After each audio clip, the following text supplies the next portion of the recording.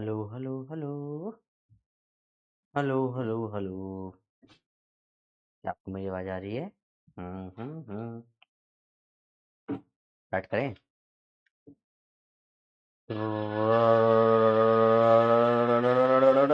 हे बच्चा पार्टी, मजा मा क्या हालचाल। आज हम बात करने वाले हैं, थोड़ा सा स्टाइलिश बन जाए, थोड़ा सा स्टाइलिश करते हैं।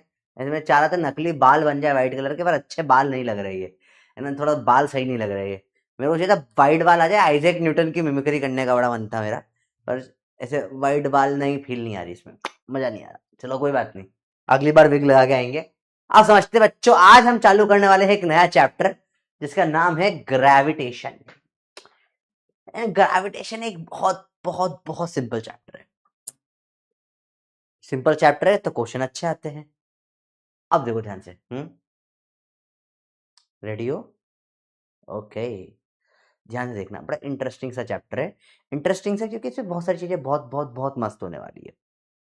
अब थोड़ा ध्यान लगाना, जो कंसेप्ट पढ़ाऊंगा उसके ऊपर थोड़ा सा ज्यादा ध्यान लगाना है। रेडी हो सब लोग?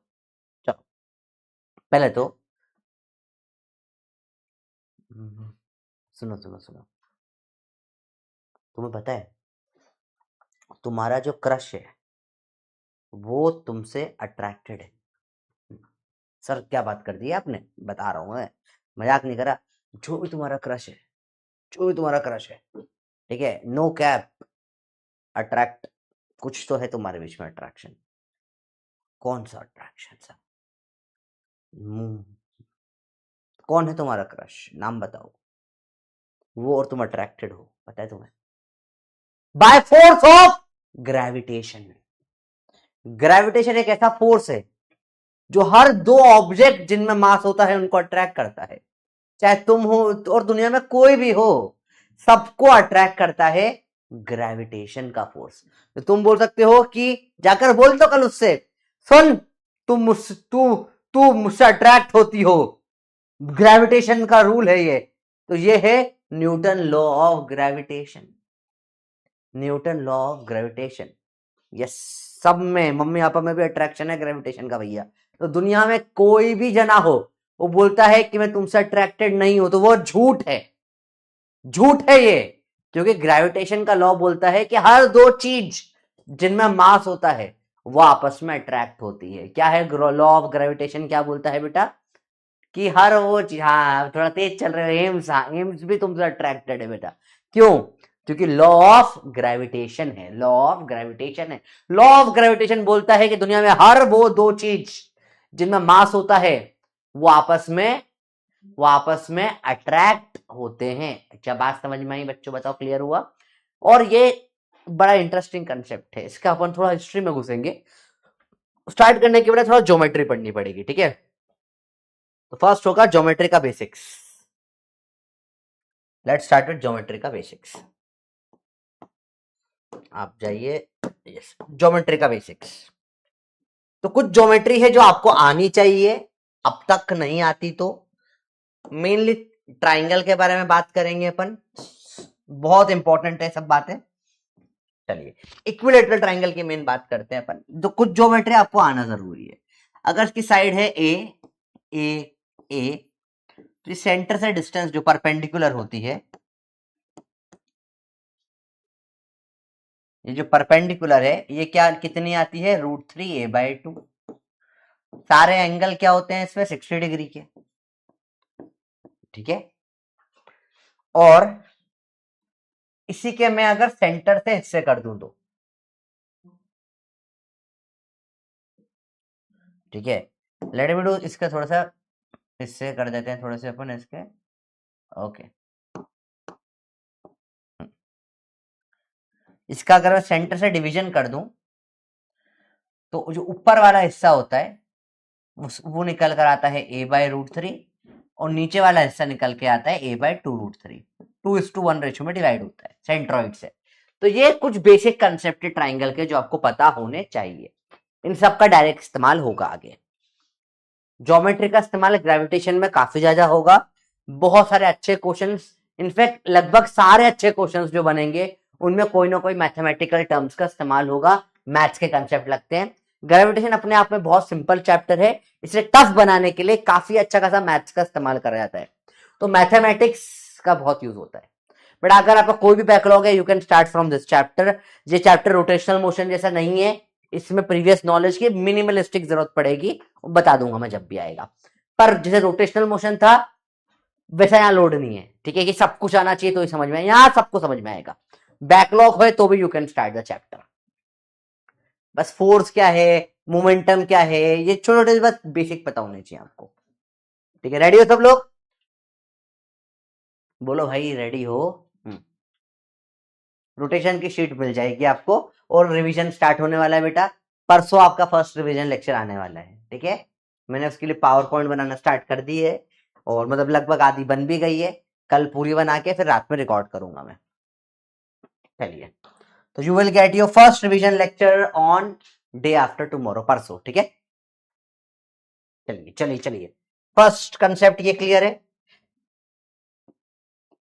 सेकंड बात करते हैं हम लोग, second diagram, second geometry, square की। सेकंड बात करेंगे हम स्क्वायर की।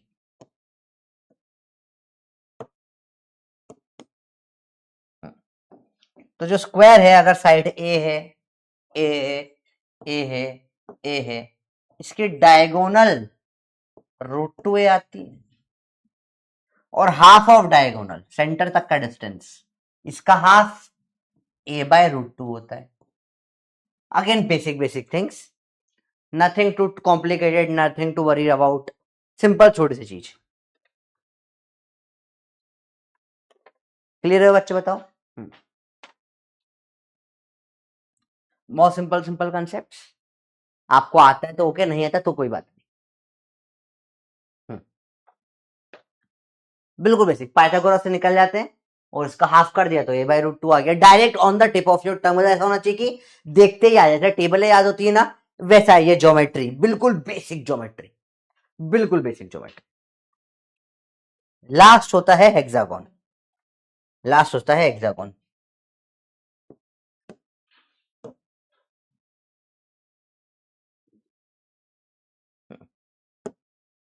बड़ा ही गंदा बनाया है, ऐसा ऐसा ऐसा ऐसा ऐसा ऐसा, थोड़ा सा बेटर है, पर अभी भी इतना सुंदर नहीं है। ऐसे ऐसे ऐसे ऐसे ऐसे ऐसे, अभी थोड़ा बेटर बना है, परफेक्ट तो नहीं है, पर जैसा है ऐसा ही है अभी, ठीक है। चलो, let's talk about a bit about hexagon, ठीक है। तो हेक्सागोन की पहली बात होता है, हेक्सागोन बनता है 6 ट्राइंगल से।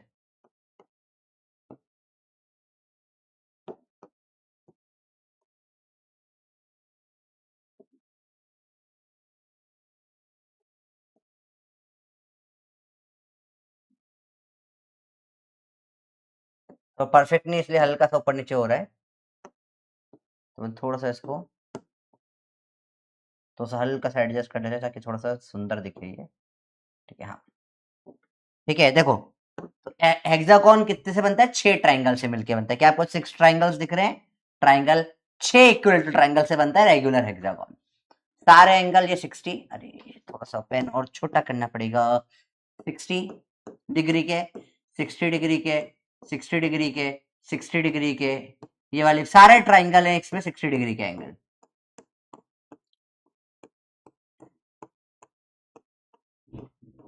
सब साइड ए है, रेगुलर हेक्सागोन है, तो एक हेक्सागोन बनता है 6 ट्राइंगल से, ठीक है। सिंपल सी बात, एक हेक्सागोन बनता है 6 ट्राइंगल से। अब इसमें अगर ये साइड ए है, ये साइड हो जाएगी 2a। देखो ए और ए, देखो अंदर के भी सब ए है ना, सब ट्राइंगल से ए ए, तो ए और ए 2 है। और ये वाली जो साइड होती है एक छोड़ के, ये हो जाती है √3 है, ये होती है √3 है। This was all the geometry जो आपको स्टार्टिंग में आनी चाहिए बेटा, ठीक है, जो आपको स्टार्टिंग में आनी चाहिए। इतनी ज्योमेट्री आपसे एक्सपेक्टेड है, आपको पता हो। हमने ये वेक्टर्स में भी पढ़ा था, बेसिक मैथ्स में भी पढ़ा था, तो this are from the starting से हम ये पढ़ते आ रहे हैं। सेकेंड या थर्ड टाइम हम इस चीज को पढ़ रहे हैं, पर ये आपको बिल्कुल बेसिक है, आप इसको भी वेक्टर से प्रूव कर सकते हो। अगर ये क्योंकि ये एंगल 60 डिग्री है, एक ए और A vector parallelogram law of addition लगा के आप निकाल सकते हो, तो नॉट दैट डिफिकल्ट। ठीक है, सिंपल है, इतना मुश्किल नहीं है। इस ये रोम्बस की ये डायगोनल निकालनी है, तो नॉट डिफिकल्ट एट ऑल, पर एक बार आपको आना चाहिए। ठीक है, ये आपको नोट करना है, 3 पेजेस है, सिंपल से 3 बेसिक ज्योमेट्री है, ट्राइंगल, स्क्वायर, हेक्सागोन। पेंटागन पे सवाल नहीं आता है। सर क्यों नहीं आता है? नहीं आता है। सर क्यों नहीं आता है? सर नहीं आता है क्योंकि बेटा वहां पे एंगल 72 डिग्री हो जाता है, वो आपका आउट ऑफ सिलेबस हो जाता है। यहाँ पे एंगल 60 है, 30 है, जो हम लोगों को वैल्यू पता है साइन कॉस की, तो कैलकुलेशन इजी होती है। हेक्सागन या हेप्टागन, ऑक्टागन, इनमें जो एंगल्स होते हैं वो बहुत ऐसे हो जाते हैं जो हमको अच्छे नहीं लगते दिखने में, जिनका साइन कॉस वैल्यू हमको पता नहीं होती है। हमको साइन कॉस कुछ फिक्स की याद करी ना, हमने दुनिया में सबकी थोड़ी ना रट के बैठे हैं अपन। ठीक है, चलो बताओ। हम्म हम्म बोलो बोलो बोलो, समझ में आया? बताओ, क्लियर है? चलो बहुत बढ़िया। सेकंड पढ़ाते हैं इंट्रोडक्शन एंड एनसीईआरटी रीडिंग पे। हम इसमें एनसीईआरटी के पैराग्राफ्स आपको शो करूंगा, आपको रीड करके आंसर बताना है। ठीक है, मैं एनसीईआरटी पे इस चैप्टर में एनसीईआरटी में कुछ पार्ट हैं जो हम जनरली अवॉइड कर देते हैं, जिनके बारे में बातें नहीं होती है, पर पढ़ना आपको पड़ेगा क्योंकि इंपॉर्टेंट है सब चीजें। एनसीईआरटी में कुछ भी दे रखा है वो उस पर सवाल आ ही सकता है। तो पहला सवाल है, who observe that all body irrespective of their mass are accelerated towards center of earth? ये किसने ऑब्जर्व किया था? चलिए बताइए, रीड करना है। Early in our life we became aware of the tendency of all material object to be attracted towards the earth.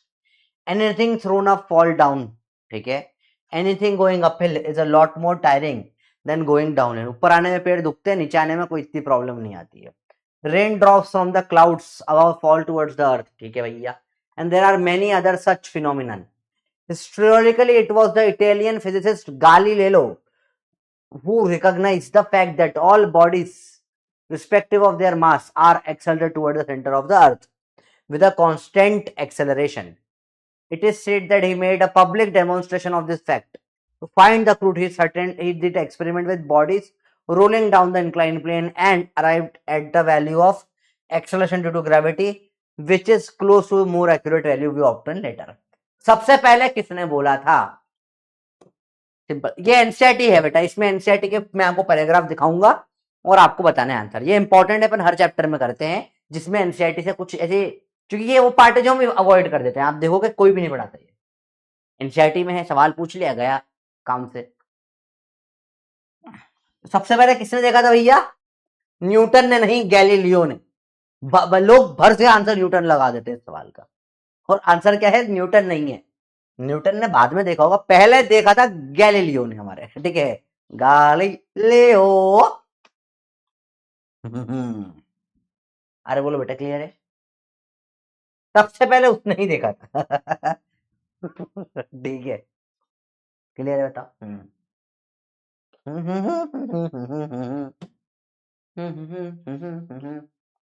शाबाश। अगला, जियोसेंट्रिक मॉडल ऑफ स्पेस की। जियोसेंट्रिक मतलब जियो मतलब अर्थ। फिर दुनिया में उस टाइम पे क्या लोग मानते थे कि अर्थ सेंटर में है और सन अर्थ के आसपास घूमता है। मानते थे, इसको बोलते हैं जियो सेंट्रिक। जियो मतलब अर्थ, जियोग्राफी पढ़ते हैं ना अर्थ का, जियो सेंट्रिक। तो वो किसने दिया था, देखिए जरा। सीमिंगली, अच्छा उसका आंसर बी था, गैलीलियो। चलो ये पढ़ना तो तुमको आते हैं। अगला सवाल, a seemingly unrelated phenomenon, observation of stars, planet and their motion, has been the subject of attention in many countries since earliest of time. बढ़िया है, होने दो। Observation since the early time recognized stars which appear in the sky with position under unchanged year after year. सालों तक कुछ वहीं पे दिखते, एक ही जगह पे। The more interesting objects are the planet which seem to have regular motion against the background of star. Star के आसपास कुछ घूमता हुआ दिखता है हमको, planet.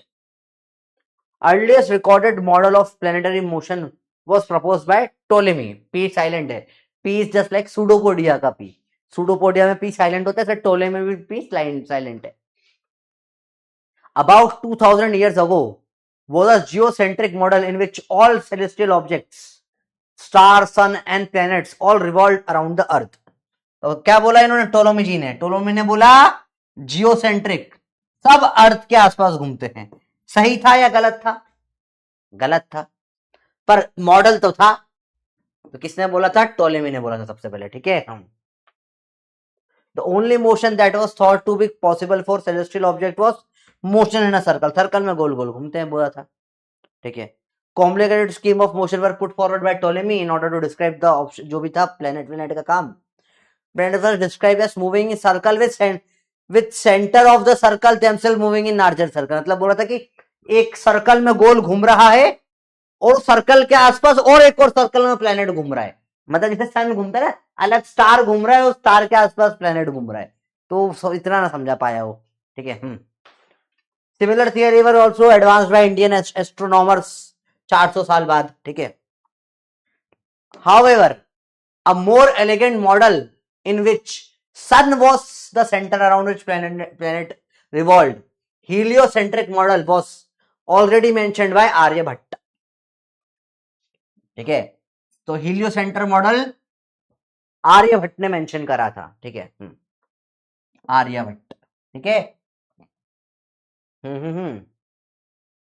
अब सबसे पहले 1000 ईयर लेकर Nicolaus Copernicus proposed definitive model in which planet move in circle around a fix central sun, ठीक है। हेलियोसेंट्रिक सबसे पहले किसने दिया था? इसने दिया था। His theory was discredited by the church, but notable among the supporters were Galileo, who has to face persecution from state of his belief। तो बेटा उस टाइम पे क्या होता था? आर्यभट्ट ने दिया था हीलियोसेंटर मॉडल, अच्छा, वहां पे जो था अपना क्या बोलते हैं, निकोलस कोपरनिकस ने वहां पे चर्च उस टाइम पे करा था। अब उस टाइम पे ये जो था बेसिकली गैलीलियो ने इसको सपोर्ट किया कि भैया ये सही बोल रहा है। अब बताए बात क्या है ना इस चीज को, तब वहां पर के रिलीजियस इंस्टीट्यूट से उन्होंने मान्यता बना कर दिया था। ये बहुत इंटरेस्टिंग कहानी बनती है। और फिर उस चक्कर में गैलीलियो एक बहुत बढ़िया साइंटिस्ट है, इसको पकड़ के जहर दे दे के मार डाला था, ठीक है। कि ये लोग, ये जो है गैलीलियो, ये सन बोल रहा है अर्थ सेंटर नहीं है, इसको पकड़ो, इसको मार डालो। तो काफी सारे साइंटिस्टों को तब मार देते थे, जो लोग ज्यादा साइंस की बात करते थे, यार बकवास कर रहे हैं, मार डालो इनको। तो ये उस टाइम पे किया था, ठीक है। इस कारण से इसको खूब, गैलीलियो को तो आर्सेनिक पॉइजनिंग से मारा था। रोज खाने इसको कैप्चर करके डाल दिया था जेल में, क्योंकि ये साइंटिस्ट सही बोल रहा था और वो कोई मानने को तैयार नहीं था। जैसे अपने आप पे कोई अगर आज के टाइम पे कभी भी दुनिया में कोई साइंटिफिक बात करता है जो किसी के रिलीजियस बिलीफ से नहीं मैच करती है, तो लड़ाई हो जाती है। तो वहां पे तो उस टाइम पे भी हो गई थी। जो गैलीलियो को पकड़ के डाल दिया जेल में, रोज आर्सेनियम, आपने पढ़ा होगा आर्सेनिक होता है, आर्सेनिक देते थे रोज खाने में, आर्सेनिक दे देकर मार डाला फिर इसको, ठीक है। मर्डर। चलो, which of the following astronomers first proposed that sun is static and earth move around the sun, ठीक है। बेटा देखो, ये मॉडल का आंसर में आंसर क्या आएगा? मॉडल दिया था कोपरनिकस ने, मॉडल प्रॉपर कोपरनिकस ने दिया था, क्योंकि अंग्रेजी के नाम लिख लेते हैं वो लोग। पर सबसे पहले प्रपोज किसने किया था? आर्यभट्ट ने किया था। आयुध ने तो नहीं किया था, मैंने कुछ गड़बड़ कर दी, रुको एक सेकंड, करेक्ट करने दो मुझे। नहीं, heliocentric model was mentioned by Aryabhata, तो पहला आंसर आएगा आर्यभट्ट का, ठीक है। अगर आर्यभट्ट ऑप्शन में नहीं है, आर्यभट्ट ऑप्शन में नहीं है, तो हम कोपरनिकस लगाएंगे। हाँ, ये सवाल इसलिए दिया था मैंने, ठीक है। अगर आर्यभट्ट ऑप्शन में ही नहीं है तो फिर हमको कोपरनिकस लगाना पड़ेगा बेटा, ठीक है। हाँ, डी आयुध ने कुछ ना करा, ठीक है। भाई समझ में बात आई? आंसर क्या होगा? कोपरनिकस, अगर आर्यभट्ट ऑप्शन में नहीं है, ठीक है। अगर आर्यभट्ट ऑप्शन में नहीं है तो आंसर क्या लगा दोगे आप? कोपरनिकस। हालांकि गलत है, आर्यभट्ट होना चाहिए, पर ठीक है, क्या कर सकते हैं। बहुत सारी जगह पे ऐसा होता है, जैसे आज के टाइम पे देखो कि बहुत सारी चीजें अंग्रेज लोग अपने नाम पे डालते हैं। जैसे आज योगा रजिस्टर्ड है इंडियन के नाम पे ही नहीं है, वो ब्रिटिशर्स ने बनाया, बोलते ब्रिटिशर्स ने योगा डेवलप करा है। बासमती चावल ब्रिटिशर्स के नाम पर है कि उन्होंने करा है। भाई बता, ऐसे बहुत सारे इंडियन प्रोडक्ट है जो उन्होंने 300 साल जो अपने पे कोलोनिज्म करा, उस चक्कर में उन्होंने अपने नाम रख के सब इंडियन साइंटिस्ट और चाइनीज साइंटिस्ट, ग्रीक से बहुत सारे अलग अलग साइंटिस्टों के नाम है जिन्होंने पहले दे दी थी चीजें, ठीक है। इजिप्शियंस ने बहुत सारे पिरामिड के टाइम पे मैथमेटिकल थ्योरम दे दी थी। पाइथागोरस थ्योरम जो थी वो भी पहले इधर से आ गई थी। तो ये सबको इग्नोर करके अपने साइंटिस्टों का नाम लगा डालते हैं। दैट वाज रियली बैड, पर हिस्ट्री में यही हुआ है। फिर प्लैनेटरी डाटा वगैरह की थोड़ी और बात करें। Data use to make planetary laws was collected by, proper planetary law सबसे पहले केपलर ने दिए थे। डाटा के बारे में बात करते हैं। सेम टाइम अराउंड गैलीलियो अ नोबलमैन कॉल्ड टाइचो ब्राही, टाइचो ब्राहे, ठीक है, hailing from Denmark, spent his entire life time recording observation of planet with naked eye. तो भाई साहब ये बता, बंदा बड़ा टैलेंटेड आदमी था। इसको नेकेड आई मतलब बिना किसी चश्मे वश्मे या टेलीस्कोप के, ये रोज रात को खड़ा होकर अपना क्या स्टार देखते था। हमारे यहाँ तो पॉसिबल ही नहीं, पॉल्यूशन इतना है, दिखेगा ही नहीं। तो वहां पर उस टाइम पे कम पॉल्यूशन होता होगा। तो तब ये टाइचो भैया छत पे आके रोज तारे देखते थे और कॉपी में डायग्राम बनाते थे, तारे जमीन पर डायग्राम बना रहे हैं बैठे बैठे। और उन्होंने साल और पूरा जीवन भर यही करा, मर गए, कुछ कंक्लूजन नहीं निकला। फिर इनका स्टूडेंट था केपलर, उन्होंने इनके तारे बने हुए देखा, अरे पापा की डायरी मिली है, देखिए डायरी देखी, डायरी में देखा, अच्छा पापा ने ये बोला, तो इसका मतलब इससे फिर लॉ वो सारे देख दिखा के निकाले। डाटा कलेक्ट किया था इसने टाइचो भैया ने, ठीक है भाई, क्लियर बात। His compiled data was analyzed later by his assistant Jones कैल्पर। तो ये तो करके मर गया, इनका कोई मतलब नहीं, इन्होंने सिर्फ डाटा कलेक्ट करा, ठीक है। किसने? टाइचो जी ने डाटा कलेक्ट करा, डाटा। पर बाद में इनको प्रॉपर लॉस किसने दिए डाटा से? 3 planetary loss were given by Kepler, ठीक है। केपलर ने डाटा कलेक्ट कर कर, ठीक है, एलिगेंट लॉस दिए जो आज हम अभी पढ़ेंगे भी सही इस चैप्टर में। प्लैनेट के 3 लॉस जो होते हैं। बात समझ में आई आपको? पूरा क्लियर हुआ? दिस इज वेरी इंटरेस्टिंग चीज थिंग्स, ठीक है, ठीक है बेटा। बोलो भाई साहब, क्लियर हुई बात? केपलर,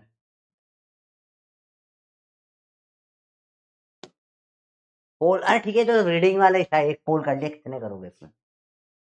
आया सबको? क्लियर हुआ? यस। विच चैप्टर बेटा हम लोग पढ़ रहे हैं? चैप्टर है अकाउंट्स का चैप्टर है। इसमें हम लोग क्रेडिट एंड डेबिट के बारे में बात कर रहे हैं। तो जो है ना, डेबिट्स वर्क करा सारा का सारा टाइको जी ने, क्रेडिट ले गया केपलर जी, डाटा 3 लॉ निकाल के। चलो अंदर हो। ये है एक पिच आपको जो याद रखनी है बेटा। मास ऑफ द अर्थ डिटरमाइन किसने किया था? सबसे पहले मास ऑफ द अर्थ डिटरमाइन किया था कैवेंडिश ने, किया था, ठीक है। किसने किया था? कैवेंडिश ने किया था। मास ऑफ द अर्थ सबसे पहले किसने डिफाइन देखा था? कैवेंडिश ने। इसको याद कर ले, इसको नोट कर लो कॉपी में। तो ये सारे थियरी और रटने वाले पॉइंट्स हो गए, ठीक है बेटा। कुछ एनसीईआरटी से हैं और ये वाला एनसीईआरटी के बाहर का है, पर ये कई सारी बुक्स और रेफरेंसेस में दे रखा है। तो ये आपको पता, कैवेंडिश ने सबसे पहले बताया था।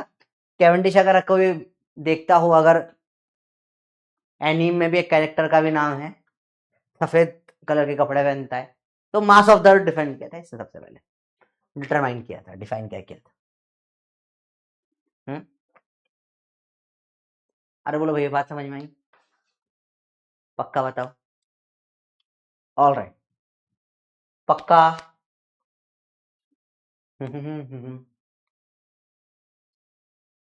बोलो, सबको क्लियर है? म्याऊ म्याऊ की आवाज आ रही है। चल देखें, Newton's law of gravitation. Finally let's start with the chapter start करते हैं।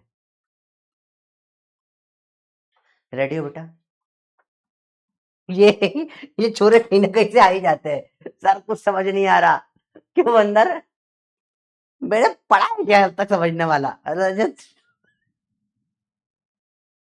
ठीक है। ये एक बंदा लिख रहा है, सर कुछ समझ नहीं आ रहा, सर मुझे कुछ समझ नहीं आता। आप जो अरे पढ़ाई क्या है, पढ़ाई इसमें मालूम पड़ता है ये लोग पेड स्पैमर आ गए क्या बैचेस में भी? बंदरो क्या कर रहे हो? कुछ पढ़ाओ तो देखो, स्पैमिंग नकल में अकल, इसमें स्पैमिंग में भी थोड़ी अकल लगती है भाई। आदमी पढ़ाए तब बोलो नहीं समझ में आया, तो पढ़ाना ही चालू नहीं करा है। देखो इधर ध्यान से, अब स्टार्ट करेंगे न्यूटन्स लॉ ऑफ ग्रेविटेशन। तो भैया न्यूटन लॉ ऑफ ग्रेविटेशन के सर पे एप्पल गिरा था वगैरह वगैरह, मुझे तो लगता है नहीं, सच कहानी होगी, एप्पल गिरा और उसको लग गया है कि ऐसा नीचे ही क्यों गिरा। भाई पत्थर मारा, बचपन से किसी ने पत्थर नहीं मारा। हमारे यहाँ तो होली के गुब्बारे पड़ते तो ही समझ में आ जाता उसको, है ना। एप्पल गिरा और लॉ ऑफ ग्रेविटेशन आया। बकवास बातें हैं, उसको पता, उस सोच विचार करता ही रहता होगा। फिर एक स्टोरी देनी पड़ती है ना, ऐसे स्टोरी देनी पड़ती है, जैसे अपने कोई सिलेक्ट हो जाता है, अब वो बाय चांस गरीब नहीं है तो उसका कोई इंटरव्यू ही नहीं लेगा, तो फिर स्टोरी, फिर उसको गरीब बनाना पड़ता है ना यार, कि तुम्हारे घर में कोई तो प्रॉब्लम होगी, कि पापा बीमार, हाँ पापा को कैंसर था इसके, फिर भी इसने पढ़ाई करी, इस तरीके से। सेम वे में तो कहानी बनाई न्यूटन ने भी कि भाई एप्पल गिरा होगा, ऐसा मुझे तो ऐसा ही लगता है, ठीक है, कि एप्पल एप्पल गिरने से ऐसे थोड़ा ना चल जाता है। मेरे ऊपर लोगों ने पत्थर गिराए हैं, सब कुछ गिराया, गोबर ओबर फेंका है मेरे पे, तो मेरा तो दिमाग नहीं चला, मैंने नहीं बनाया कोई लॉ। देखो ध्यान से, तो अब लॉ बोलता है, इसने बोला कि दो ऑब्जेक्ट हैं, एक का मास m1, एक का मास m2, तो इनके बीच में कुछ फोर्स लगेगा ग्रेविटेशन का, लगेगा। फोर्स होगा proportional to product of mass m1 m2, और फोर्स प्रोपोर्शनल होगा 1/इनवर्स ऑफ r²। r क्या है, इंपॉर्टेंट है, r है दोनों के सेंटर ऑफ मास के बीच का डिस्टेंस, ठीक है। r क्या है, r is distance between centre of mass of r1 and r2।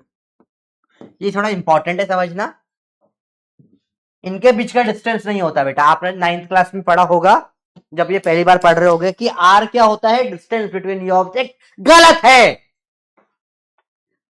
r distance नहीं होता है। r क्या होता है, डिस्टेंस कौन सा, distance between centre of mass होता है। लिखो भैया, r डिस्टेंस नहीं, cross, distance between centre of mass. r distance नहीं, r क्या होता है बेटा, distance between centre of mass. r क्या होता है, distance between centre of mass. r क्या होता है, distance between centre of mass. r क्या होता है, very good, distance between centre of mass.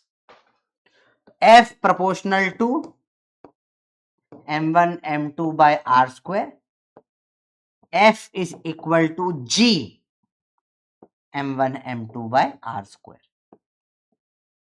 g है, g क्या है, g इज यूनिवर्सल ग्रेविटेशनल, बड़ा जी, ग्रेविटेशनल कांस्टेंट। यू क्या है, बड़ा जी छोटा जी, हाँ very good. R distance between centre of mass होता है, जी क्या है, यूनिवर्सल ग्रेविटेशनल कांस्टेंट, ये पूरे यूनिवर्स में हर जगह पर सेम होता है।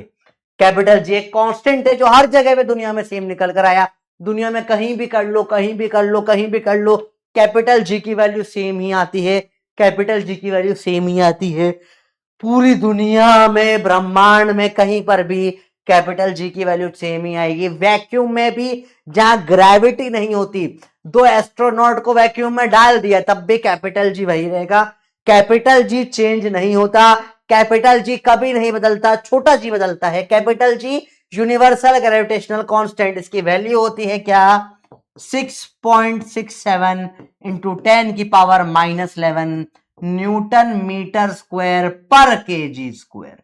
न्यूटन मीटर स्क्वायर, देखो न्यूटन फोर्स की इधर मीटर स्क्वायर जाएगा, केजी केजी नीचे आएगा, न्यूटन मीटर स्क्वायर पर केजी स्क्वायर। इसका डायमेंशन होता है m-1 L³ T-2, एंड ये है the most important dimension of entire syllabus. सिर्फ इसके डायमेंशन पर आज तक 6 से 7 4 पीवाईक्यू नीट में, 4 से ज्यादा नहीं, 6-7 पीवाईक्यू नीट में आ चुके हैं, and more than 15 PYQ JEE में आ चुके हैं, सिर्फ इसके डायमेंशन के ऊपर based. One of the most important dimension of our entire syllabus है ये, इससे ज्यादा इंपॉर्टेंट कोई डायमेंशन ही नहीं है। जी m-1 L³ T-2, तुम्हें कहीं ये दिख जाए ना, तुम बता देना कैपिटल जी है, क्योंकि मैं सवाल पूछूंगा अभी, मैं दिखेगा क्या, भी आने वाला है। It is very important, very very very very very very very very important, capital G के बारे में आपको पता हो। कैपिटल जी है universal gravitational constant. Capital G क्या है बेटा, universal gravitational constant. Capital G क्या है बेटा, universal gravitational constant. Capital G क्या है, यूनिवर्सल ग्रेविटेशनल कांस्टेंट, ठीक है। Sorry, centre of mass of m1 and m2 आएगा, एक बच्चे ने सही लिखा, बाकी सब लोग गलत करवा रहे थे, m1 m2 sorry. R1 R2 का थोड़ी ना होता है, M1 M2 होता है सेंटर ऑफ मास। अरे बोलो भैया क्लियर है बात, अरे बोलो क्लियर है बात। जी क्या है, यूनिवर्सल ग्रेविटेशनल कांस्टेंट, वैल्यू है 6.67 into 10⁻11 न्यूटन मीटर स्क्वायर पर केजी स्क्वायर। डायमेंशन होता है, सब कमेंट करेंगे dimension, m-1l3t-2, m-1l3t-2, m-1l3t-2, m-1l3t-2, m-1l3t-2। बोलो भैया याद हो गया है आपको, याद हो गया है। हर जगह सेम, हर जगह सेम, हर जगह सेम, हर जगह सेम। बोलो बोलो बोलो बोलो बोलो बोलो बोलो।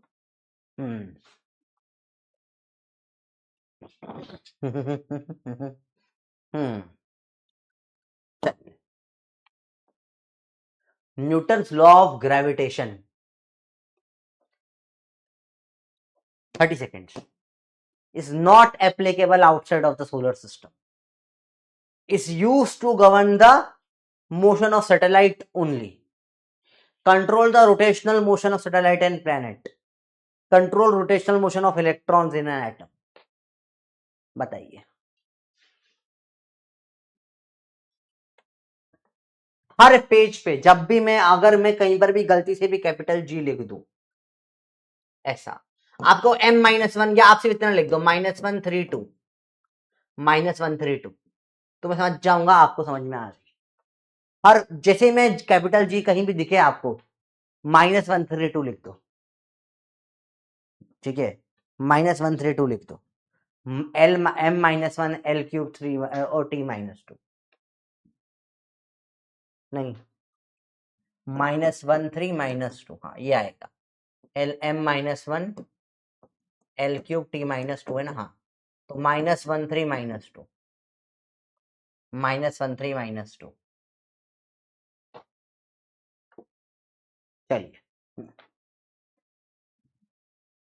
चलिए is not applicable outside solar system, गलत है, हर जगह लगता है, यूनिवर्स में लगता है। Which is used to govern motion of satellite, और ओनली क्यों लिखा, हर सारे मोशनों में लग सकता है ये तो।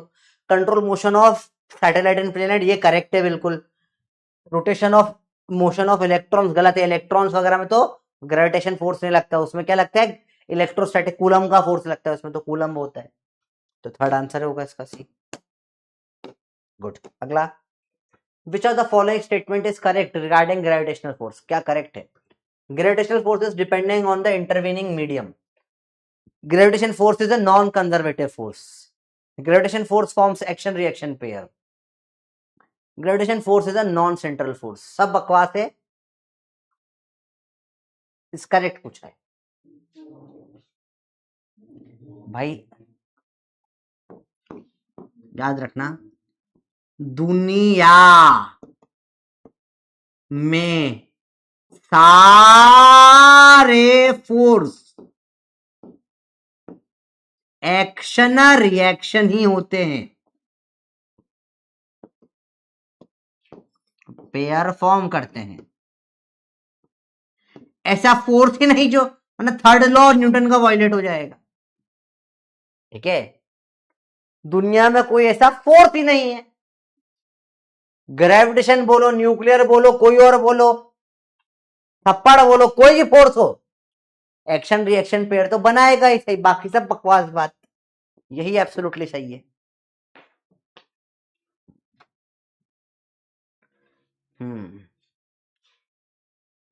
अच्छा सवाल है, 30 सेकेंड्स बताइए। Mass of the moon is 1% mass of earth, ratio of gravitational pull of earth on moon and that of moon of earth will be, बताइए। 1% है बस मास।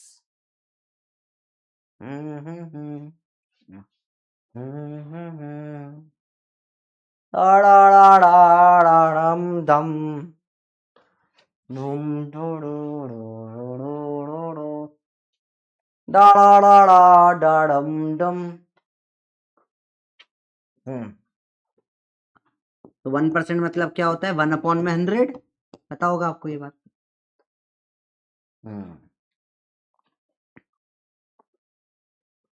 Very good.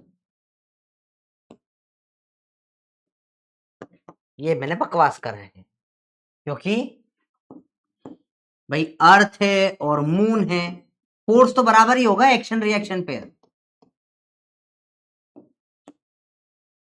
ग्रेविटेशनल पुल मतलब force, force is a push और पुल, force तो बराबर ही होता है।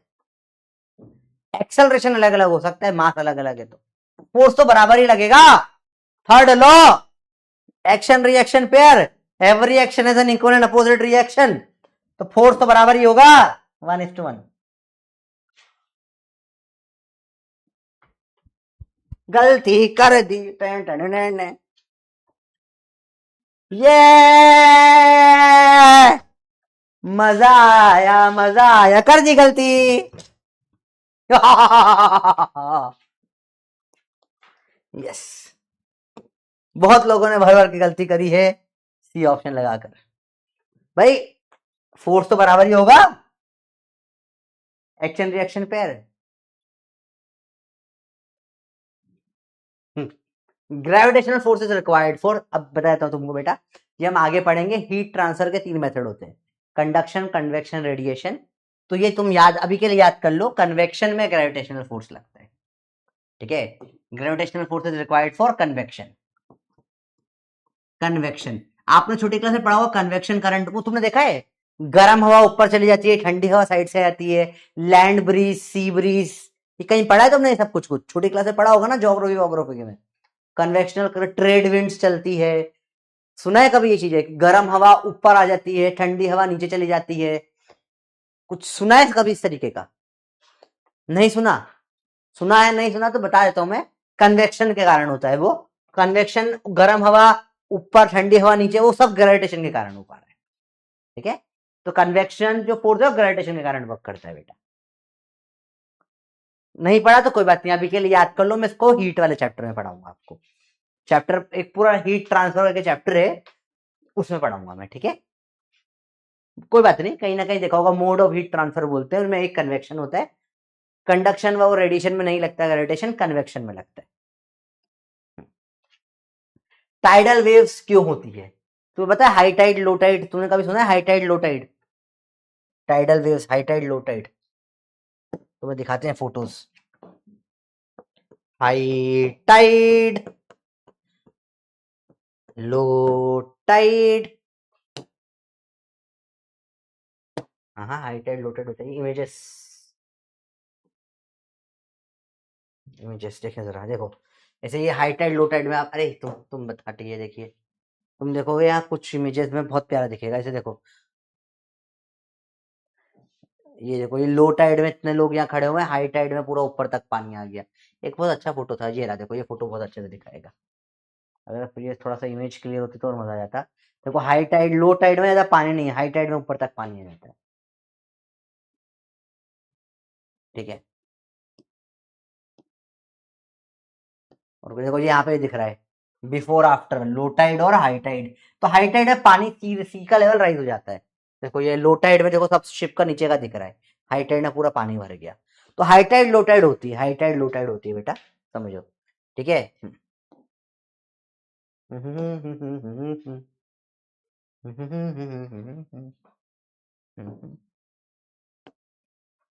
तो बेसिकली क्या होता है, सन है ये तो, सन,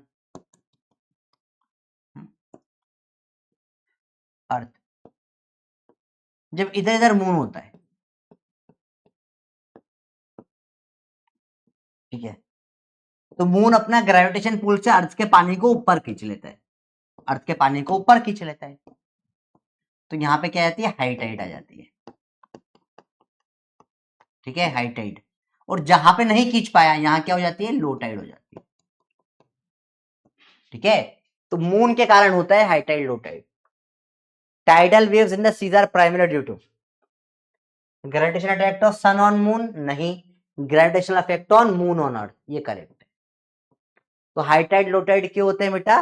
क्योंकि gravitational effect of moon, moon earth के पानी को, समुद्र को खींच लेता है जब वो पास में होता है, तो जहां खींचेगा वहां हाई टाइड हो जाएगी, दूसरी तरफ लो टाइड हो जाती है। आया बेटा समझ में?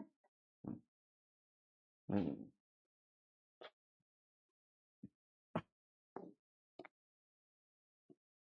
सब एक एक लाइन में नोट कर लेना बस, है ना बेटा। Tidal waves in the seas are primarily due to gravitational effect of moon on the earth. अब ये कोई आपको अलग जगह पे कुछ बुक में लिखा हुआ नहीं मिलेगा कहीं जगहों पर, this are all common sense question. Formula तो अभी तक इस्तेमाल ही नहीं करा है, सिर्फ जॉन जनरलाइज क्वेश्चन है, ठीक है। बड़ा इंटरेस्टिंग इंटरेस्टिंग कंसेप्ट है। अब देखो, during journey of spaceship from earth to moon and back maximum fuel कब लगेगा? बताओ, सिंपल सा। ग्रेविटी स्ट्रॉन्ग का है अर्थ पे या मून पे? तो आपने सुना होगा मून पे ग्रेविटी 1/6 होती है अर्थ की, तो काफी कम होती है। आप बहुत ऊपर तक कूद जाओगे मून में बहुत हाई जंप भी मार लोगे आप, ठीक है। तो मून में, हाँ, एक सेकंड में दांत दुख रहा है।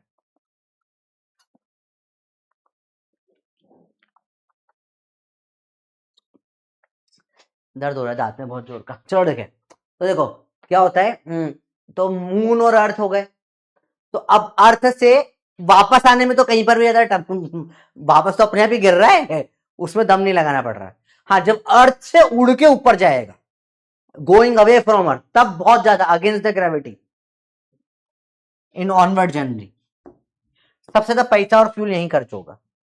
सबसे मुश्किल पार्ट यही होता है ना, एक बार अर्थ छोड़ के जाने में बहुत सारा फ्यूल लगता है, वापस आने में तो इतना फुल फ्यूल लगता नहीं है ना।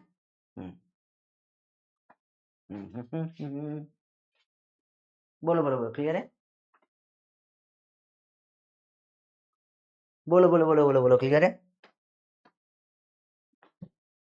नहीं, मैंने दिखा दी, चेकअप करवा दी। हुआ क्या ना, मेरा 2000 में सेकेंड ईयर में था एमबीबीएस के, 2015 के अराउंड में, तब मेरा एक रूट कैनाल हुआ था। एक दांत थोड़ा सा कैविटी प्रॉब्लमेटिक हो गई थी, तो एक रूट कैनाल हुआ था ऊपर वाले दांत में। तब वो रूट कैनाल जो इस साइड हुआ था ना, उसमें क्या हुआ, रूट कैनाल में जो उस टाइम में फिलिंग करी थी, उस टाइम पे जिस डॉक्टर ने करी थी 8 साल पहले, उसने उस टाइम पे कुछ मिस्टेक कर दी थी। तो जो फिलिंग हुई थी वो ओवर फिलिंग होकर उस कारण से अब वो शायद कुछ पॉकेट्स क्रिएशन हो चुका है, और उस कारण से दूसरे दांत में जाकर वो इरिटेट कर रहे हैं। और पता नहीं उस चक्कर में अगर बोल रहा है, अगर ज्यादा सीवियर हो गया वो 8 साल पहले जो गड़बड़ किया था, तो एक दांत निकालना पड़ सकता है। तो दर्द बहुत हो रहा है, कल टेस्ट करवाने जाऊंगा एक बार। कल सुबह जाऊंगा एक बार टेस्ट कराने, अगर हो पाया तो। वो उसमें अब 3D स्कैन होगा दांत का पूरा एक, तभी बता पाएंगे आगे क्या करना है। अभी दुख बहुत रहे हैं दांत मेरे। चलो देखते हैं। बोलो बोलो बोलो बोलो बोलो।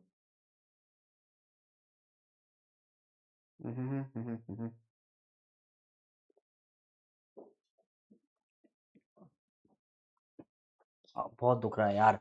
चलो ठीक है, अगेन से gravitation journey of earth.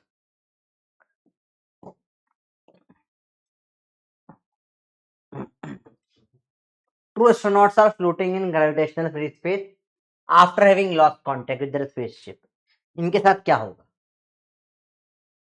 45 second दे रहा हूँ, बड़ा ज्यादा दर्द हो रहा है, शायद क्लास जल्दी बंद करनी पड़े, थोड़ा और पढ़ाऊंगा, ठीक है। चलो देखो देखो देखो देखो।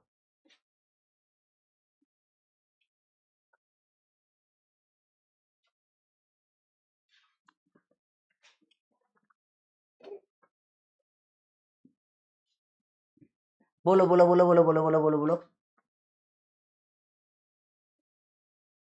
बोलो बोलो बोलो बोलो बोलो।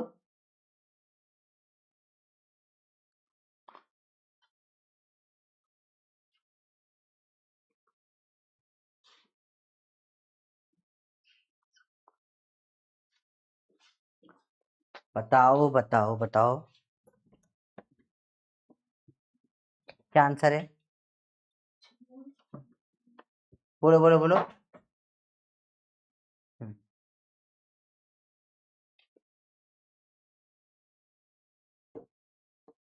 मूव टुवर्ड्स, भाई सब लोगों में अट्रैक्शन होता है ना। अगर कुछ हवा में दो जने लटक गए, है ना, सिंपल सी बात है। कोई भी दो जने अगर हवा में लटक गए, कोई भी दो जने इस दुनिया के, ठीक है, कोई भी दो जने ले लेते हैं। अरे भाई,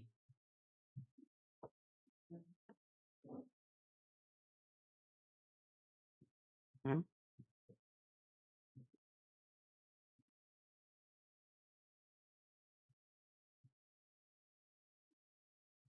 हम्म, कुछ भी नहीं मिल रहा है। कोई भी दो जने हवा में लटक गए। अब इनमें अट्रैक्शन होगा ग्रेविटेशन से, हर जगह दुनिया में फोर्स ऑफ ग्रेविटेशन तो लगता है, धीरे करके पास में आ जाएंगे, move towards each other, simple सी बात।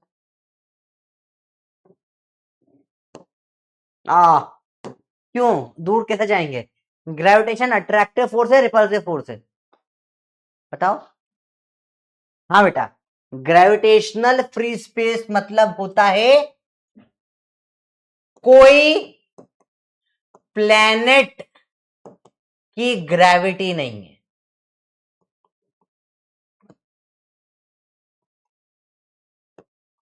तो मतलब ये नहीं होता कि ग्रेविटेशनल फोर्स नहीं लगेगा बेटा, ठीक है। हाँ, ग्रेविटेशनल फ्री का मतलब होता है स्पेस में कहीं जा कोई प्लैनेट की ग्रेविटी नहीं है, इसका तो ये नहीं ग्रेविटेशनल फोर्स नहीं लगता।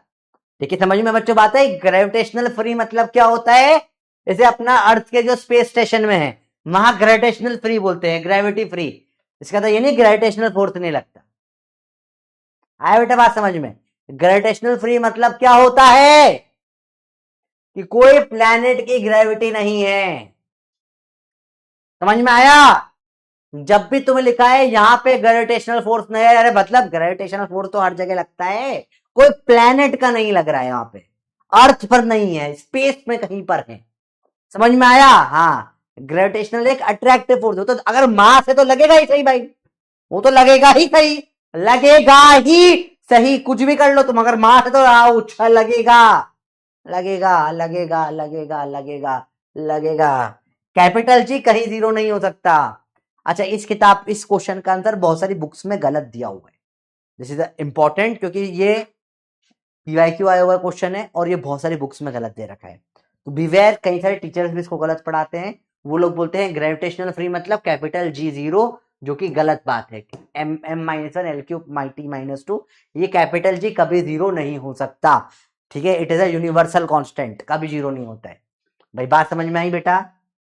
तो कहीं जगह पे कहीं टीचरों ने तक इसको गलत पढ़ा रखा है, कहीं बुक्स में भी ये गलत दे रखा है, तो ध्यान रखना सवाल में लोग गलती कर देते हैं। चलिए अगला सवाल, gravitational force between two masses at a distance d is 6 Newton. If these masses are taken to moon and kept at same separation, forces between them will become, कितना हो जाएगा? चलिए सिंपल सा कंसेप्ट है, 30 सेकेंड्स आपके लिए, बताइए, simple सा आंसर दीजिए। हमको होता है मून पे ग्रेविटी 1/6 हो जाती है ना, बताइए क्या होगा आंसर?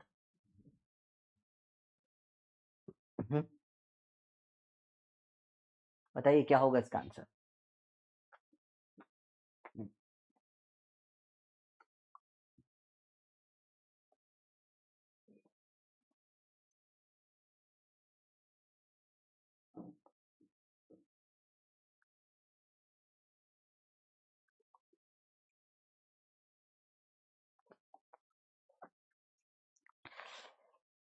बताओ बताओ बताओ, क्या होगा आंसर? बोलिए, पुल्लू पुल्लू पुल्लू। 1/6 ग्रेविटी हो जाता है तो क्या करूंगा, आंसर 6 ही रहेगा। क्यों 6 रहेगा? अरे भाई सर, ये मास है m1 m2, डिस्टेंस d है, इनके बीच का force G m1 m2 by D square होता है। अभी तो सेम ही रहा ना, चाहे अर्थ पे रखा है चाहे मून पे रखा, क्या फर्क पड़ रहा है? इनके बीच के फोर्स को कोई फर्क नहीं पड़ेगा, सेम रहेगा।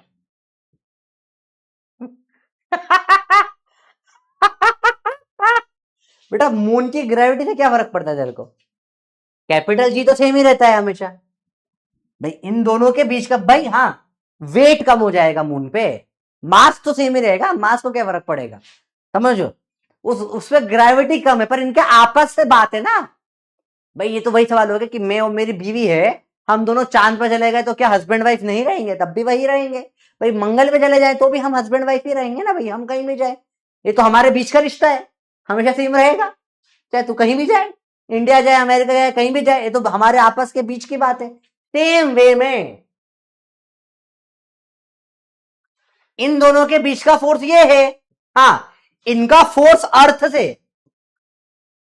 से जो फोर्स था वो बदल जाएगा, अर्थ या मून होगा तो ये वाला फोर्स जो इनके बीच में लगता है वो चेंज हो जाएगा, पर इनके आपस का फोर्स तो सेम रहा। ठीक है, अरे बात समझ में आई? हाँ, ये इन दोनों के आपस के बीच के फोर्स की बात है ना। हाँ, डिस्टेंस डी बदल जाएगा तो बदल जाएगा भाई। Formula G m1 m2 by m1 same, m2 same, G same, D same, सब सेम तो फोर्स सेम, कुछ बदला ही नहीं भाई। समझ, ये तो वही बात हो गई। दो मासेस हैं जो डी पर हैं। If these are taken to moon, kept at same separation, forces क्या बन जाएंगे उनके बीच में? वही रहेगा, क्योंकि सेम सेपरेशन, डी भी सेम, सब सेम। चलिए, न्यूटन डायमेंशन जी हमने ऑलरेडी पढ़ लिए हैं। सवाल, value of universal gravitational constant depends on nature of the two body, heat constant, acceleration, none of this. बताइए।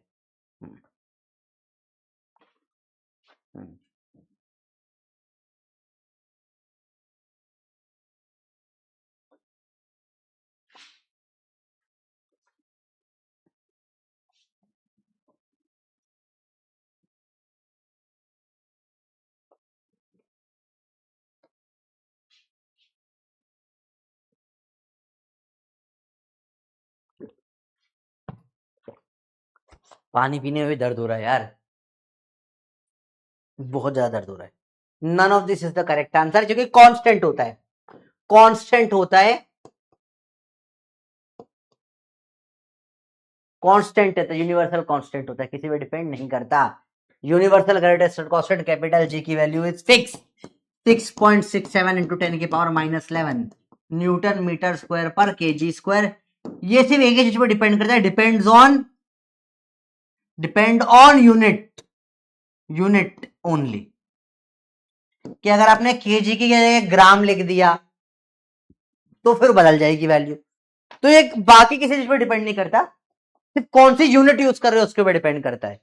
कि भाई आपने ऐसा यूनिट की जगह कोई और यूनिट यूज कर ली, न्यूटन की जगह डायन यूज कर लिया, मीटर का सेंटीमीटर, केजी का कुछ और, केजी का ग्राम यूज कर लिया, तो बदल जाएगा। बाकी इसकी वैल्यू नहीं बदलता, मतलब बाकी तो सेम ही रहता है, बाकी तो सेम ही रहता है। हम्म हम्म कैपिटल जी लिखा, सब किसी ने नहीं लिखा। -1 3 -2 बोला था लिखने का, M-1 L3 T-2, कोई नहीं लिख रहा है। कैपिटल जी जब भी लिखा है आपको ये लिखना है। अच्छा, लिख दिया, वेरी गुड, शाबाश, लिख दिया। अरे क्लव रख के और दर्द होगा, कुछ भी टच होता है तो दर्द होता है। ठीक है, चलो अब चालू होने वाले हैं न्यूमेरिकल्स। ये इतना तो थियोरी का ही पार्ट था। इस चैप्टर की, पहले बताओ, इस चैप्टर की थियोरी समझ में आई? अब 80 पे अब न्यूमेरिकल्स चलेंगे, क्योंकि आंसर है डी, नन ऑफ दिस। भाई बच्चों ने सही कर दिया। तो पहले बताओ, क्या थियोरी समझ में आई इस चैप्टर की? This was all theory. अब थोड़ी बहुत बीच बीच में आती रहेगी हल्की हल्की सी, पर क्या थियोरी अच्छे से समझ में आई इस चैप्टर की? क्योंकि अब न्यूमेरिकल चालू करेंगे लॉ ऑफ ग्रेविटेशन के ऊपर, और भर भर के न्यूमेरिकल करेंगे। बताओ बेटा, यहां तक क्लियर है? समझ में आया थियोरी? थियोरी समझना जरूरी है। बताओ बताओ बताओ, कि समझ में आया? अरे बोल दे भाई, बहुत दर्द हो रहा है, गुस्सा चढ़ जाएगा। बता, समझ में आया नहीं आया? हाँ, कुछ डाउट है इसमें तो पूछो। बेसिक सा कंसेप्ट से, बेसिक बेसिक चीजें हैं। चलिए डाउट देख लेते हैं थोड़े बहुत। ग्रेविटेशन फ्री स्पेस का मतलब ही नहीं होता ग्रेविटी नहीं है। ग्रेविटेशन फ्री का ग्रेविटी है, कोई प्लेनेट की ग्रेविटी नहीं है। ग्रेविटेशनल फ्री मतलब ये नहीं ग्रेविटेशन का फोर्स नहीं लग सकता। ग्रेविटेशन का फोर्स तो जहां पर भी मास है वहां लगेगा। अट्रैक्शन, अगर दो मास है तो अट्रैक्ट होंगे ही सही, चाहे तुम कहीं भी ले जाओ उनको। बात समझ में आई? अगर मास है तो अट्रैक्ट होंगे ही सही। क्लियर है बच्चों? बताओ, क्लियर है? बहुत बेसिक बेसिक बात है। अच्छा, सभी ब्लॉक है, क्यों ब्लॉक है सब? बेटा बहुत स्मॉल इसका थोड़ी ना मूव नहीं करेगा, क्योंकि कोई फ्रिक्शन है नहीं रोकने के लिए स्पेस में। बहुत स्मॉल मास है, पर मूवमेंट तो होगा, स्लो होगा, 1000 साल में मिलेंगे। 1 नैनोमीटर का भी मूवमेंट हो तो क्लोज ही हो गए ना, वो तो डिपेंड करता है आपसे भैया। होंगे वो, इलेक्ट्रॉन का मास होता है चाहे कितना ही कम होता हो, नेग्लिजिबल तो नहीं है ना, नेग्लिजिबल है फिर भी है तो सही, मास तो है। ठीक है चलो, तो समझते हैं न्यूमेरिकल्स। ठीक, समझना, पहले तो 1D की बात करेंगे, 1D वाले। तो दो चीज की बात करनी पड़ेगी बेटा, समझना, देखो ध्यान से देखना। देखो ये मास है m, ये मास ले लो 2m, इनके बीच का डिस्टेंस ले लो लेट्स से 5d। बताओ फोर्स ऑफ ग्रेविटेशन कैसे निकालोगे, कितना फोर्स लगेगा? g m1 m2 by r square या 5d का square, 2g m square by 25d square. Simple simple simple. ठीक है,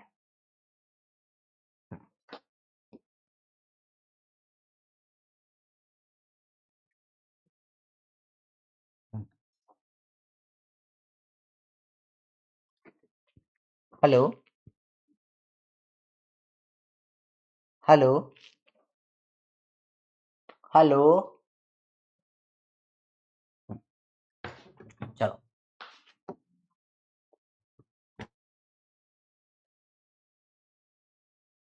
देखो देखो देखो देखो,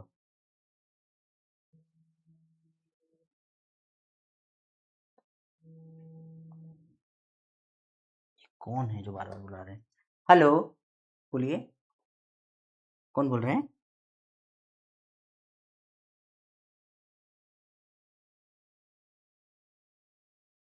किस रिगार्डिंग?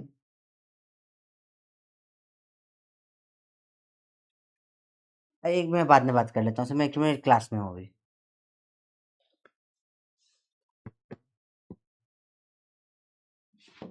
आओ देखिए ध्यान से बेटा।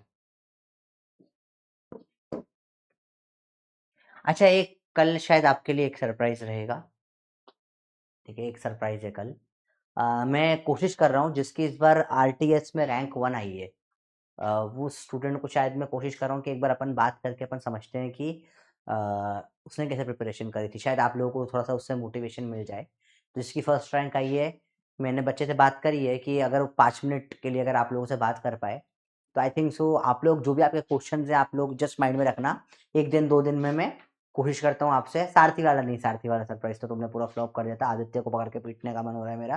ठीक है, तो आई होप इस बार अपन एक 5 मिनट का सेशन रख लेंगे तो शायद दैट वुड बी शायद हेल्पफुल।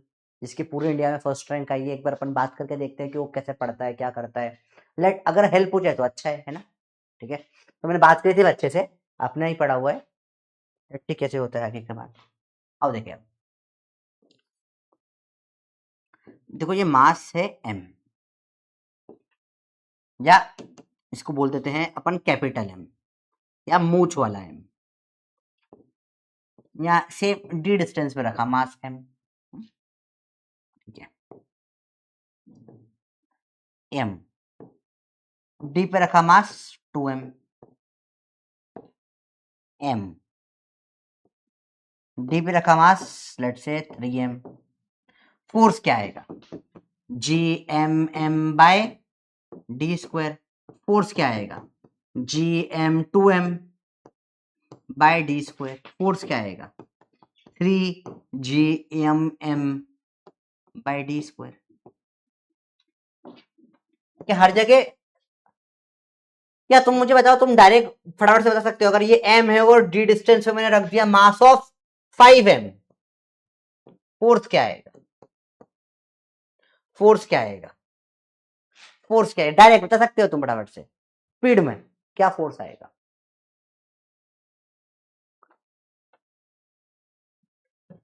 बताओ बताओ बताओ बताओ बताओ।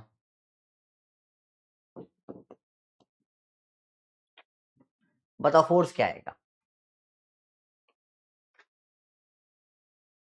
हाँ, डी डिस्टेंस बिटवीन कॉम होता है, वो नॉर्मली बना दिया, मान लो कॉम के बीच में दे रखा है। ठीक है, 5g बड़ा m छोटा m बाय d स्क्वायर।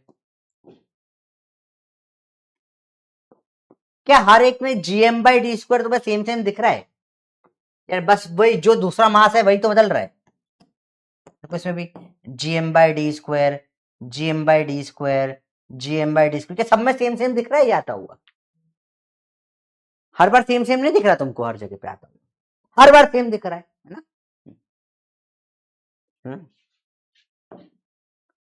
तो हम सब ने हमने we observe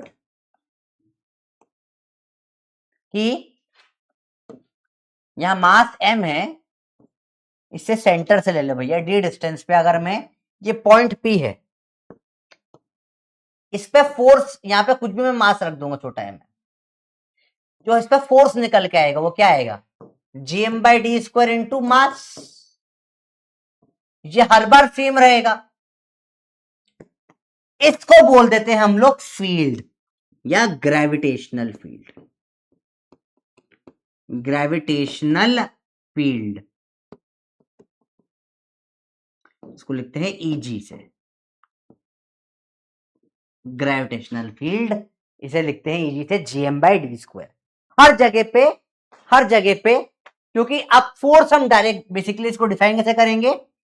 force of gravitation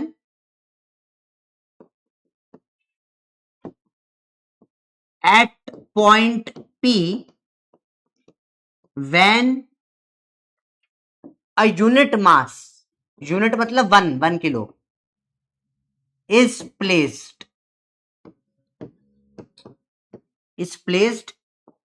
at that point।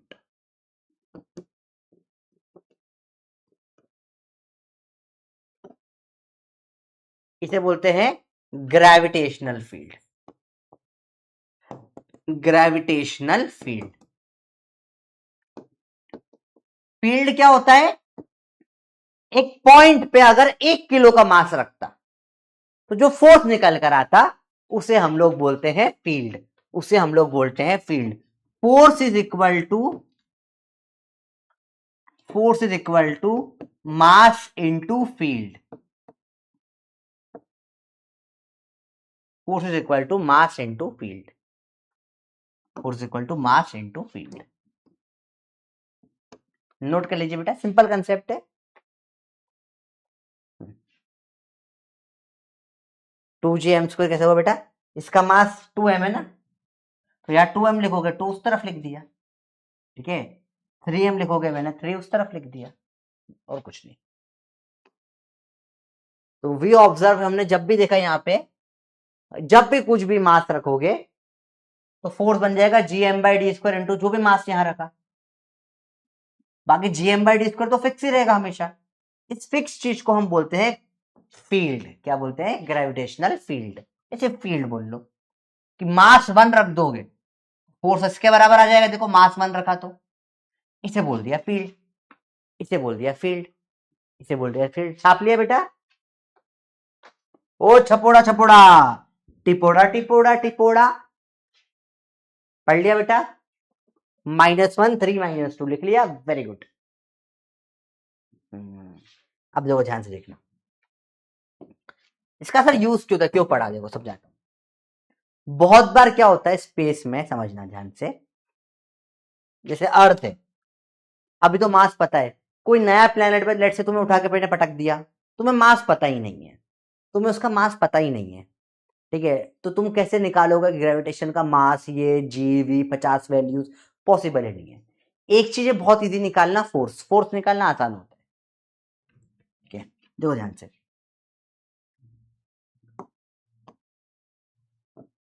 Let's say यहाँ पे कुछ अननोन मास है, आपको निकालना है कैसा है, बहुत मुश्किल है निकालना। तो क्या करूंगा मैं,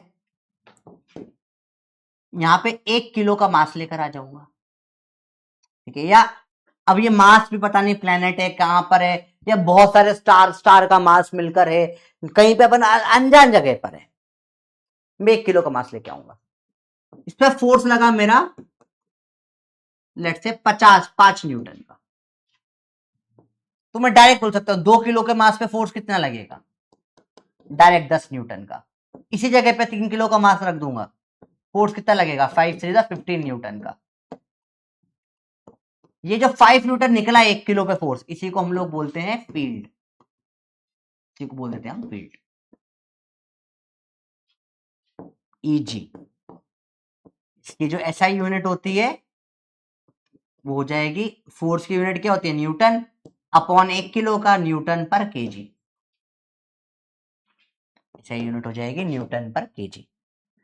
1 किलो का बताए तो अपन कितने भी किलो का निकाल सकते हैं, और 1 किलो का निकालना आसान है, तो आप फील्ड निकाल लेते हो। एक तरीके से आपने क्या निकाल ली, फील्ड निकाल ली। Force is calculated on mass but field is calculated on point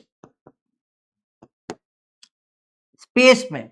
मतलब अगर यहां मास आएगा तो इतना फोर्स लगेगा। अब देखो हर जगह मास ले जाना पॉसिबल नहीं होता ना बेटा, समझो कोई भी प्लेनेट पे मैं बोलूंगा भाई यहां इतना, अब समझो मैं बोलूंगा अगर यहां 10 किलो का मास मैं रखूंगा तो इतना फोर्स होगा, भाई क्यों इतनी मेहनत कराए, फील्ड दे दे, फील्ड दे दे, मास मल्टीप्लाई करके फोर्स निकल आएगा। देखो समझो मैं बोलूंगा कि अगर देखो लेटेस्ट से मैं मार्स पे ले गया तुमको, मंगल ग्रह पे ले गया मैं तुमको, इलोन मस्क वगैरह बहुत काम कर रहे हैं ना, ले गया लेटेस्ट से कि तुम्हारे पोते के पोते के पोते के पोते, ठीक है, उसने बोला उसने बहुत लेटेस्ट से तुम्हारे पोते के पोते के पोते के पोते तक तुम्हारे बहुत 5-6 जनरेशन 10-15 जनरेशन बाद पोते लेटेस्ट से मार्स पे चला गया, वो मार्स पे रहने चला गया, बोला यार अर्थ में दिल्ली का पोल्यूशन पूरी दुनिया में फैल गया, पूरा अर्थ रहने लायक नहीं बची, 700 AQI सब अर्थ का, और सब पहुंच गए मार्स पे रहने के लिए।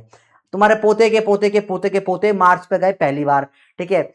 अब वहां पर बोलेगा अगर मैं वो वहां पर आएगा तो उसका मास कितना होगा। अब भाई यहां से निकला अर्थ से मार्स पे जाने के लिए, ठीक है, वहां पे कैलकुलेट, वहां पे कपड़े वपड़े हिसाब से पहनने पड़ेंगे ना भैया, कितना फोर्स लगेगा क्या लगेगा, ठीक है। पर मास तो वेरिएबल है भैया, मालूम पड़ा स्पेसशिप में जा रहा है, 1 साल में पहुंच रहा है, 1 साल तक रोज बैठे बैठे वो गुलाब जामुन खा रहा है तो मोटा हो जाएगा। तो तुमने जो कैलकुलेशन करी थी फेल हो जाएगी।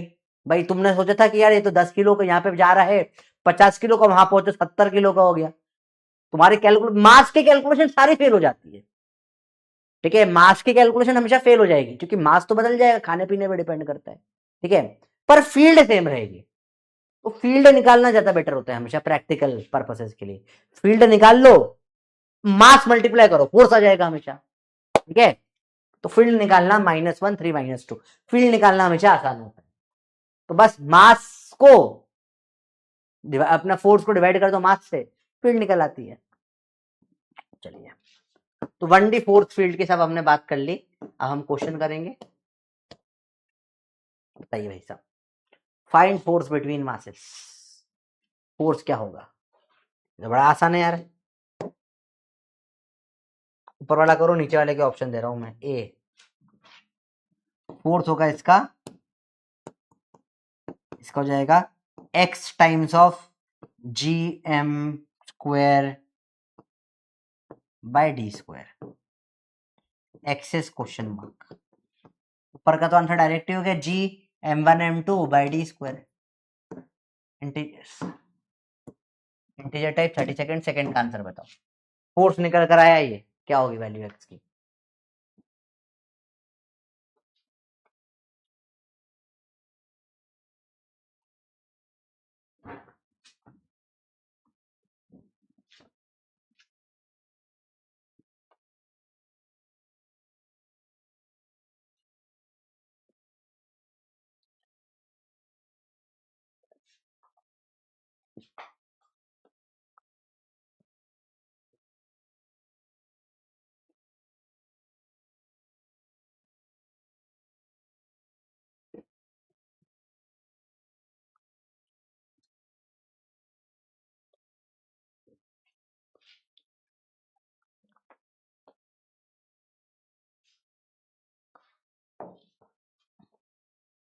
बहुत दुख रहा है यार। अगला सवाल है, इसका आंसर तो क्या था, 3 आ जाएगा ना। Very good. Find field on point P। Field कैसे निकालते हैं? Direct GM by D square, GM by D square field निकल जाती है। इसको आप 3D ले लो, 3M और 3D यहां, या 3M और इसको ले लो आप 2D।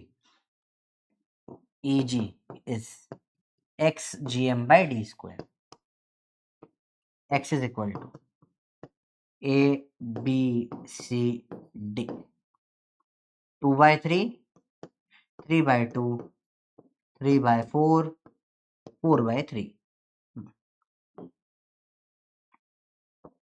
बताइए,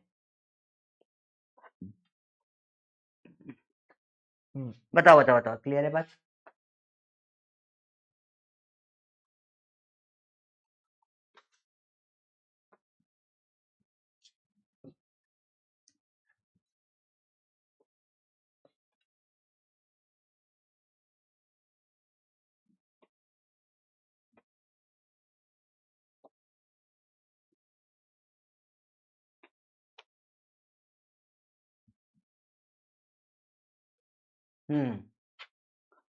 वेरी गुड, शाबाश, करेक्ट आंसर है 3। जी मास है 3m, जिससे निकाला है अपॉन में 2d का स्क्वायर डिस्टेंस, तो 3gm bye 4d square. 3/4 correct है, C answer is absolutely correct. बहुत बढ़िया, शाबाश। चलिए अब आते हैं 2D के ऊपर। 2D पहले समझते हैं वेक्टर लॉ। वेक्टर लॉ देखना, पहले देखो फोर्स जो है, पहले तो स्केलर लॉ, पहले एक बार चलो लिखो, स्केलर, स्केलर वेरिएशन लॉ का बात करेंगे। फोर्स को हम लोग जो लिखते हैं ना, यहाँ माइनस आना चाहिए, minus G M1 M2 by R square. पहली चीज, ऐसा कैसा नोट करो बेटा, बहुत इंपॉर्टेंट है सब चीज, छोटी छोटी चीजें होती है एक्चुअली, अभी कभी तक पढ़ाई नहीं जाती तो बच्चे को पता भी नहीं होती चीजें, पर अब पढ़ा रहा हूं मैं, समझना ध्यान से इस चीज को। क्या होता है कन्वेंशनली, कन्वेंशनली मतलब ट्रेडिशनली, अट्रैक्टिव फोर्सेस को नेगेटिव बोलते हैं। अट्रैक्टिव फोर्सेस को हम लोग नेगेटिव मान लेते हैं लिखते टाइम, ठीक है, और रिपल्सिव फोर्सेस को हम लोग पॉजिटिव ले लेते हैं लिखने में। तो एक कन्वेंशन है और कुछ नहीं बेटा, ये सिर्फ एक कन्वेंशन है, ठीक है, कि जो भी अट्रैक्टिव फोर्स होता है उसको हम लोग मान लेते हैं नेगेटिव होगा, और जो रिपल्सिव फोर्स होता है उसको हम लोग, क्योंकि एक मानना था, it was just something that we have to assume, तो हमने मान लिया कि नेगेटिव अट्रैक्टिव को देखो, एक को नेगेटिव एक को पॉजिटिव मानना था, तो हम सबने, सब साइंटिस्टों ने मिलकर मान लिया कि हम आज से क्या करेंगे, अट्रैक्टिव को बोलेंगे नेगेटिव, क्योंकि वो अट्रैक्टिव खुद थे नहीं, सब बुड्ढे बुड्ढे हो चुके थे बुड्ढे बुड्ढे, हालत खराब थी उनके बेचारों की है, तो जो अट्रैक्टिव तो थे नहीं, तो जो अट्रैक्टिव थे उन्होंने बोला नेगेटिव है, और खुद रिपल्सिव थे तो उन्होंने बोला पॉजिटिव है। समझ रहे हो बात को? अरे बेटो बात समझ में आई? तो आप लोग बताइए, आप कैसे हो, आप अट्रैक्टिव हो या रिपल्सिव हो? आर यू पॉजिटिव और नेगेटिव? अपने आप को डिस्क्राइब करो, what are you positive force और नेगेटिव फोर्स? कैसा फोर्स हो आप, कैसा फोर्स हो आप, खुद को सोच कर बताओ। मैं तो महान नेगेटिव आदमी हूं, मैं हमेशा बोलता हूं, मेरे से तो नेगेटिव कोई है ही नहीं इस दुनिया में। ओ अब समझ में आया सर इसका मतलब क्या है, नेगेटिव मतलब अट्रैक्टिव फोर्स। भाई समझ में बात आई? तो ये कन्वेंशन था, मानना था, मान लिया, तो हम तो बहुत पॉजिटिव बहुत बढ़िया बेटा, यस यू आर पॉजिटिव। कल तुम लोगों का दिन था ना, बिलेटेड हैप्पी सिंगल्स डे, मेरे अखंड सिंगल बच्चे, बिलेटेड कल था सिंगल्स डे, तो आप सबको सिंगल्स डे की बहुत बहुत बधाइयां, बिलेटेड। चलिए देखिए बेटा, और समझते हैं। अब आएगा vector law. Vector law, vector law बोलता है देखो, M1 M2, ठीक है, ये एक वेक्टर हो जाएगा R12, 2 से 1 R12, तो force vector is G M1 M2 upon में R³ R12,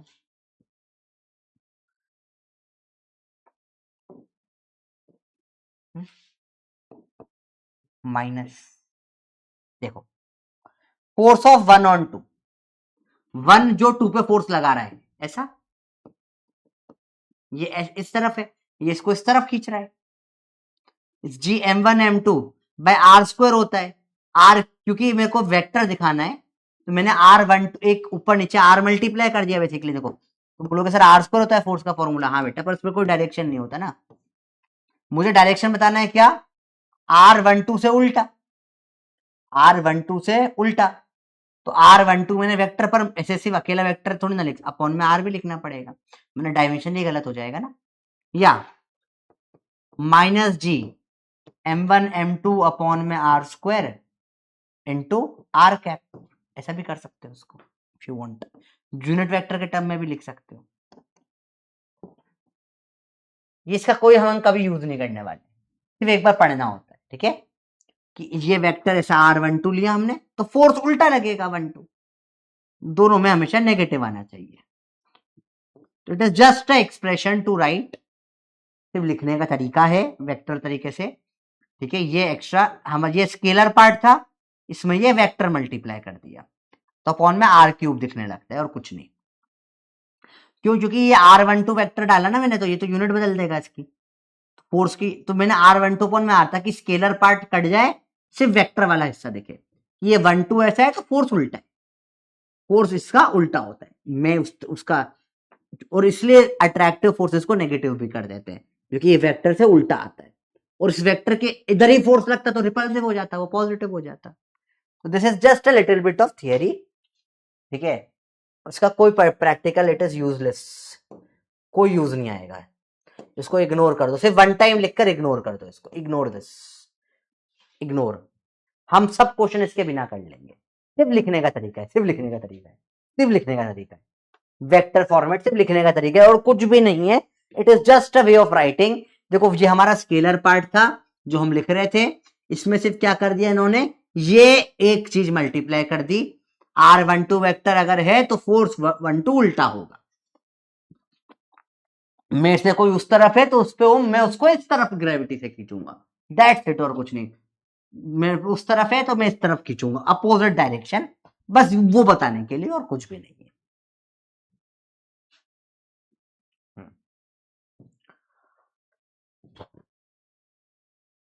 अब सवाल आएंगे ज्योमेट्री वाले, बहुत सारे बहुत सारे बहुत सारे बहुत सारे बहुत सारे बहुत सारे बहुत सारे बहुत सारे। फिर हम पढ़ेंगे सर कटे का आतंक। चलो आज हम यहीं पे एंड करते हैं, मेरे से और बोले नहीं जा रहा है, आई एम क्वाइट डन, मैं बहुत ज्यादा पेन में हूँ आज, इतने पे अपन letters leave it over here, ठीक है, चलेगा। फिर कल हम लोग पढ़ेंगे सर कटे का आतंक है, then we have ringer ringer roses, proportionality तो सिंपल होता है, we have then big ball questions, बड़ी बड़ी इसमें बड़े बड़े गोलों के ऊपर क्वेश्चंस आएंगे, वी हैव नल्ला पॉइंट, इसमें हम नल पॉइंट निकालेंगे, density based question, medium based ringer ringer roses आ गया।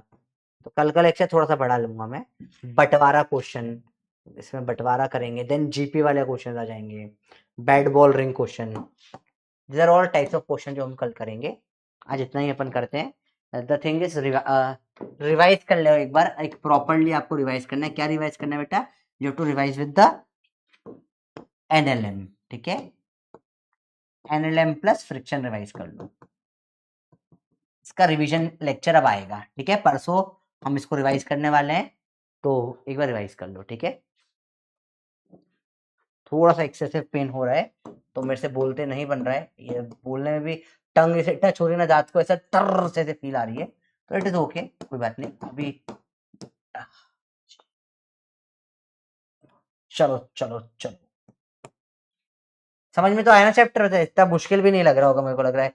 क्या पहले का कोई नॉलेज लग रहा है आपको चाहिए इस चैप्टर के लिए, या ऐसा लग रहा है हो जाएगा सर, डू यू, ऐसा लग तो नहीं रहा है कि बहुत सारा पहले का नॉलेज चाहिए इस चैप्टर में, मतलब वापस जीरो से स्टार्ट करा है हमने सब कुछ, ठीक है। पर रोटेशनल मोशन ऐसा चैप्टर नहीं है इस टाइप से कुछ अटक गया तो अटक गया टाइप नहीं, सब समझ में आएगा इसमें, ठीक है। एनएलएम और फ्रिक्शन का हम लोग रिवीजन करने वाले हैं, तो एक बार रिवाइज करके आना बेटा, ठीक है, याद से, ठीक है। फिर हम अगले वीक में हम वर्क पावर एनर्जी करेंगे और मोमेंटम करेंगे, ठीक है, मोमेंटम वाला पार्ट पूरा का पूरा, फिर हम लोग उसके अगले हफ्ते में करेंगे सर्कुलर और रोटेशनल मोशन का। तो 3 वीक कंटिन्यू रिवीजन होगा आपका, ठीक है। ओके बेटा, चलिए लीडर बोर्ड देख लीजिए। वेरी गुड बेटा, चलो मिलता है अगली क्लास में। बाय बाय बच्चों, लव यू। इजी चैप्टर है, इतना बस कर लेना एक बार, है ना बेटा।